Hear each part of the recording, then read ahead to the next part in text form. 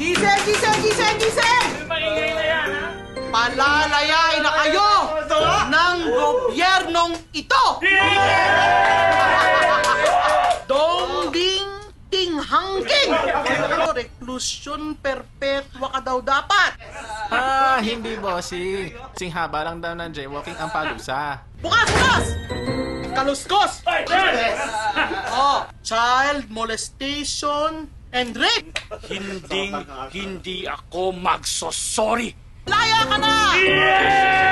Halalili! Mastermind sa murder ni Kaching at Blip-Blap. Ako yan. Galing, no? O di laya ka na! Laya. Oo, pare. Ay, ano ba naman yung plunder, sir? Laya ka na ngayon!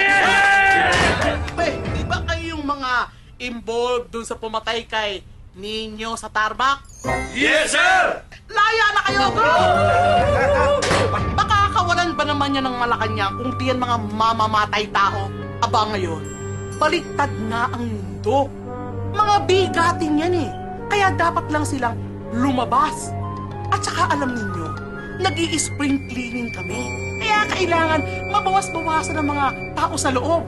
Aba, baka naman sabihin ng mga tao ang daing kriminal sa Pilipinas. Maganda yung malinis. Mga bagong preso, pasok! Ano ba ang kaso mo, ha? Whistleblowing? Yung nagsasabi ng totoo, sir. Krimen nga yan ngayon. Only in the Philippines, ang mga kulungan namin puno ng mga mababait na tao. Kung gusto nyo ng mga kriminal, mga gago, at saka mga mamamatay tao, huwag nyo silang hanapin sa kulungan. Nandun na yan sa labas. Nakalaya na. Nandun. Yung mga napapanood nyo sa TV, yung mga tumatalak sa kongreso, o kaya yung mga nanunood ng boxing sa Las Vegas. Anong klaseng ustisya meron tayo? Ano? Sabi ko, anong klaseng ustisya meron tayo? Shh! Pilosopo ka, ha? Nasa kulungan ka na ngayon.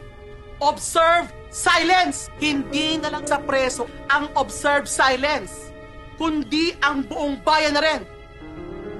Kaya kayo, ha? Magsasabi pa kayo ng totoo? Gusto nyo bang maaresto? Shh! Silence.